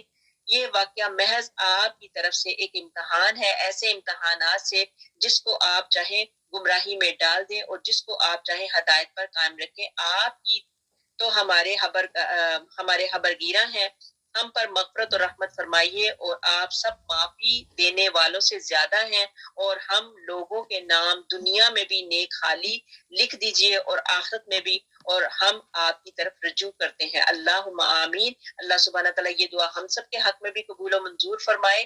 اور یہ حدیث بڑی لمبی ہے، میں انشاءاللہ لکھی ہوئی دے دیتی ہوں۔ کوہ طور پر 70 آدمیوں کی موت ہوئی۔ 70 آدمیوں نے آواز سنی، مطلب 70 آدمیوں کو حضرت موسیٰ علیہ السلام اپنے ساتھ لے کے گئے، اور پھر 70 آدمیوں نے کیا ہوا، موسیٰ علیہ السلام کے ساتھ ہی اللہ تعالیٰ کی آواز سنی. پھر یہاں پہ بتایا جاتا ہے اب 70 افراد جو حضرت موسیٰ علیہ السلام کی رہنمائی میں اللہ تعالیٰ سے ملنے کے لیے آئے ہوئے تھے کہنے لگے اے موسیٰ اللہ تعالیٰ سے تمہاری باتیں ہوتی ہیں ہمیں بھی یہ باتیں سننے دیجیے. موسیٰ علیہ السلام نے کہا اچھا. اور جب موسیٰ علیہ السلام پہاڑ کے قریب پہنچے تو وہ ایک بہت ہی گہرے اور امڑے ہوئے بادل کے اندر چھپ گئے. پہاڑ بھی بادل کے اندر ڈھک گیا. موسیٰ علیہ السلام بادل میں آئے. قوم سے کہا کہ تم بھی قریب تر ہو جاؤ. اور موسیٰ علیہ السلام جب اللہ تعالیٰ سے باتیں کرتے ہوئے ہوتے تو آپ کے چہرے پر ایک بہت ہی چمکدار نور ضیاء بار ہوتا کہ کوئی آپ کے چہرے پر نظر ڈالنے کی قدرت نہ رکھتا. اس لیے آپ اپنے چہرے پر نقاب ڈال لیتے. جب لوگ اس ابر کے قریب آ کر اس میں داخل ہو گئے تو سجدے میں گر پڑے اور انہوں نے موسیٰ علیہ السلام اور اللہ تعالیٰ کی باتیں سنی. اللہ پاک موسیٰ علیہ السلام کو امر دے رہا تھا اور نہیں کر رہا ہے کہ یہ کرو اور وہ نہ کرو.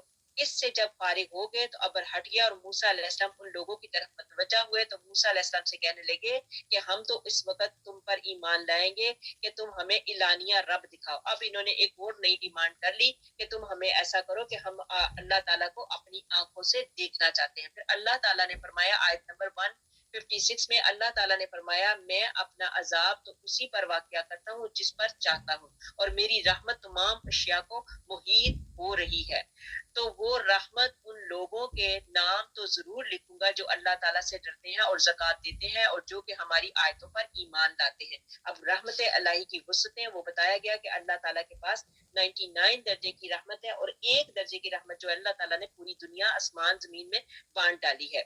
آیت نمبر 157 جو لوگ ایسے رسول نبی امی کا اتباع کرتے ہیں جن کو وہ لوگ اپنے پاس تورات اور انجیل میں لکھا ہوا پاتے ہیں اور ان کو نیک باتوں کا حکم فرماتے ہیں اور بری باتوں سے منع کرتے ہیں اور پاکیزہ چیزوں کو حلال بتاتے ہیں اور گندی چیزوں کو ان پر حرام فرماتے ہیں اور ان لوگوں پر جو بوجھ اور توق تھے ان کو دور کرتے ہیں. سو جو لوگ اس نبی پر ایمان لاتے ہیں ان کی حمایت کرتے ہیں اور ان کی مدد کرتے ہیں اور اس نور کا اتباع کرتے ہیں جو ان کے ساتھ بھیجا گیا ایسے لوگ پوری فلاح پانے والے ہیں. نبیوں پر ایمان لانے والے ہی آخرت میں فلاح پاتے ہیں. جنہوں نے نبیوں پر ایمان لیا انہی کو اللہ سبحانہ تعالیٰ نے فلاح دی. مطلب رسالت محمدیہ میں ایمان لائے بغیر نجات اخروی جو ہے ناممکن ہے. مسند احمد میں ہے کہ ایک بدوی نے بیان کیا ہے کہ نبی اکرم صلی اللہ علیہ وسلم اپنے کے زمانے میں دودھ بیچنے کے لیے مدینے گیا. بیع سے فارغ ہونے کے بعد میں نے کہا چلو محمد صلی اللہ علیہ وسلم سے بھی مل لوں اور ان سے کچھ باتیں سیکھ لوں. میں نے دیکھا کہ آپ صلی اللہ علیہ وسلم حضرت ابو بکر صدیق اور حضرت عمر فاروق رضی اللہ تعالیٰ عنہما کے ساتھ جا رہے ہیں. میں بھی پیچھے ہو لیا. یہ تینوں ایک یہودی کے گھر پہنچے جو تورات جانتا تھا. اس کا لڑکا قریب الموت تھا, نوجوان اور خوبصورت تھا. وہ اس کے پاس بیٹھا تعزیت نفس کے خاطر تورات پڑھ رہا تھا. حضور اکرم صلی اللہ علیہ وسلم اس یہودی سے باتیں کرنے لگے اور کہا کہ تمہیں تورات اور نازل کرنے والی تمہیں تو تورات نازل کرنے والے کی قسم سچ بتاؤ کہ اس میں میرا ذکر ہے. اب نبی پاک حضرت محمد مصطفیٰ صلی اللہ علیہ وسلم نے اس سے پوچھا جو تورات اس وقت اس کے پاس بیٹھ کے پڑھ رہا تھا, اس سے پوچھا کہ سچ بتاؤ تجھے اللہ کی قسم ہے مجھے سچ بتاؤ کہ تمہاری تورات میں میرا ذکر میری باسط کی خبر بھی ہے کہ نہیں. اس نے سر ہلا کر کہا نہیں. تو اس کا قریب الموت جو نوجوان لڑکا بول اٹھا کہ تورات نازل کرنے والے کی قسم کہ ہم اپنی کتابوں میں آپ صلی اللہ علیہ وسلم کی صفت اور باسط کی خبر پاتے ہیں اور میں گواہی دیتا ہوں کہ آپ اللہ تعالیٰ کے رسول ہیں. اور جب وہ مر گیا تو آپ صلی اللہ علیہ وسلم نے فرمایا یہ مسلمان ہے, یہودیوں کو یہاں سے ہٹا دو. پھر آپ نے اس کے کفن اور نماز کا انتظام کیا. کتنی بڑی بات, وہ مرتے مرتے یہودی کا بچہ تھا, یہود مطلب ان کا تھا, لیکن یہ نبی پاک صلی اللہ علیہ وسلم کو نہیں مانتے تھے اور اس نے آخری بار جاتے جاتے یہ گواہی دے دی کہ ہاں ہم نے اپنی کتاب میں آپ کا نام پایا. آپ کیا ہیں؟ میں گواہی دیتا ہوں کہ آپ اللہ تعالیٰ کے رسول ہیں. اور جب وہ مر گیا تو آپ صلی اللہ علیہ وسلم نے فرمایا یہ مسلمان ہے. تو ہم بھی گواہی دیتے ہیں کہ نبی پاک حضرت محمد مصطفیٰ صلی اللہ علیہ وسلم اللہ کے رسول ہیں. اللہ سبحانہ تعالیٰ ہماری بھی بخشش کرے, ہماری بھی مغفرت کرے, ہمارے بھی گناہ معاف کرے. آمین اللہم آمین. اگلی امتوں میں بڑی سختیاں تھیں, اس امت پر وہ احکام ہلکے کر دیے گئے. اس لیے حضور اکرم صلی اللہ علیہ وسلم نے فرمایا اللہ تعالیٰ میری امت سے دل کے خیالات اور ارادوں پر گرفت نہیں کرتا جب تک کہ وہ زبان سے بول نہ دے یا عمل نہ کر لے. اللہ اکبر. اللہ کا شکر, اللہ کا احسان کہ اللہ سبحانہ تعالیٰ ہمیں اپنی گرفت سے بچا لیں گے. جو ہم اگر اپنی زبان سے کہتے ہیں لیکن کرتے نہیں تو اس کو اللہ تو اس سے ہماری پکڑ نہیں, لیکن خدا نہ خواستہ جب ہماری کچھ کر لیں تو پھر اس پہ پکڑ ہے. آیت نمبر 158 آپ کہہ دیجئے کہ اے لوگوں میں تم سب کی طرف اللہ تعالیٰ کا بھیجا ہوا ہوں جس کی بادشاہی ہے تمام آسمانوں اور زمین میں، اس کے سوا کوئی عبادت کے لائق نہیں، وہی زندگی دیتا ہے وہی موت دیتا ہے، سو اللہ تعالیٰ پر ایمان لاؤ اور اس کے نبی امی پر جو کہ اللہ تعالیٰ پر اور اس کے احکام پر ایمان رکھتے ہیں ان کا اتباع کرو تاکہ تم راہ پر آ جاؤ۔ نبی پاک صلی اللہ علیہ وسلم کی رسالت جو ہے وہ تمام لوگوں کے لیے ہے، تمام ملت کے لیے ہے۔ نبی پاک حضرت محمد مصطفیٰ صلی اللہ علیہ وآلہ وسلم کسی ایک جگہ کے لیے نہیں، کسی ایک قوم کے لیے نہیں، بلکہ سب کے لیے رحمت للعالمین ہے نبی پاک حضرت محمد مصطفیٰ صلی اللہ علیہ وآلہ وسلم۔ پھر آگے آیت میں آ گیا 159 میں، اور قوم موسیٰ میں ایک جماعت ایسی بھی ہے جو حق کے موافق ہدایت کرتے ہیں اور اسی کے موافق انصاف بھی کرتے ہیں، اور ہم نے ان 12 خاندانوں میں تقسیم کر کے سب کی الگ الگ جماعت مقرر کر دی، اور ہم نے موسیٰ علیہ السلام کو حکم دیا کہ جب کہ ان کی قوم نے ان سے پانی مانگا کہ اپنے عصا کو فلاں پتھر پر مارو، پس فوراً اس سے 12 چشمے پھوٹ پڑے۔ اب موسیٰ علیہ السلام کی قوم کو پیاس لگی، پیاسے تھے، تو اللہ سبحانہ تعالیٰ کے حکم سے اس عصا میں اللہ تعالیٰ نے بڑے معجزے رکھے تھے، ایک پتھر پر مارا اور پتھر میں سے پانی 12 چشمے پھوٹ نکلے۔ ہر شخص نے اپنے پانی پینے کے موقع معلوم کر لیا، اور ہم نے ان پر ابر کو سایہ پگن کیا اور ان کو ترنجبین اور بٹیرے پہنچائے، مطلب یہ کھانے کے نام بتائے۔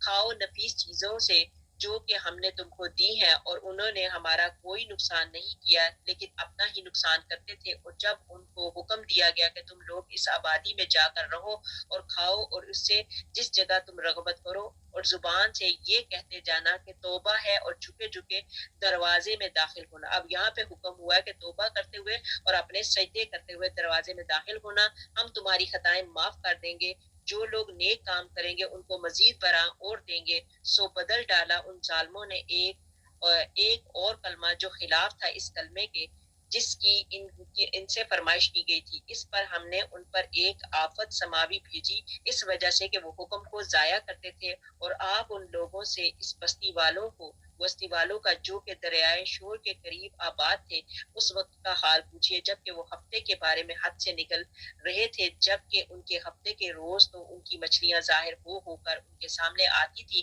اور جب ہفتے کا دن نہ ہوتا تو ان کے سامنے نہ آتی تھی۔ ہم ان کے اس طرح پر آزمائش کرتے تھے، اس سبب سے کہ وہ بے حکمی کیا کرتے تھے۔ اب یہاں پہ اللہ سبحانہ تعالیٰ نے یہی کہا کہ ایک لاٹھی ماری، لاٹھی میں سے پھر وہ اس کے اوپر چشمے نکلے، 12 چشمے نکلے، ہر بندے کو اپنے اپنے چشمے کی سمجھ آ گئی، سب ادھر گئے، ان کو حکم کیا گیا وہی پہلے جو بات بتائی تھی، ان کو کہا کہ خطتن پڑھنا ہے، لیکن انہوں نے خطتن پڑھنے کی بجائے ہنتتن پڑھا، معافی کی جگہ یہ کہا کہ گندم چاہیے، تو لہٰذا ان کے ساتھ پھر کیا معاملہ ہوا، ان کے لیے باقاعدہ اللہ تعالیٰ نے کھانے وانے کا انتظام رکھا تھا، اتنا اچھا کھانا تھا، لیکن پھر بھی انہوں نے یہی وہ لفظ جو منع کیا گیا تھا وہ لفظ بولا۔ پھر ہفتے کے دن خلاف ورزی کرتے تھے، اور مکمل ان کے سکون کا دن تھا، ان کو بتایا گیا کہ یہ ہفتے والے دن آپ نے مچھلیوں کا کام نہیں کرنا، مچھلیاں نہیں پکڑنی، لیکن انہوں نے وہی کام کیا۔ اس کے متعلق انشاءاللہ زندگی رہی تو کل انشاءاللہ تعالی ہم نے یہاں تک سکون نمبر 10 تک کر لیا، اور آیت نمبر ہماری 163 تک ہو گئی، تو انشاءاللہ تعالی مچھلیوں کی بات کل کی کلاس میں انشاءاللہ تعالی ہوگی۔ یہیں تک رکھتے ہیں، آیت نمبر 163 تک ہو گیا، سپارہ نمبر 9 ہاف سپارہ، نصف سپارہ ہمارا ختم ہو گیا الحمدللہ، اور سورت نمبر 7 ہے، سپارہ نمبر 9 ہے، اور آیت نمبر 163 انشاءاللہ تعالی رہی زندگی تو کل ہم آیت نمبر 164 کریں گے انشاءاللہ۔ سبحان ربک رب العزت عما یصفون وسلام علی المرسلین والحمد للہ رب العالمین۔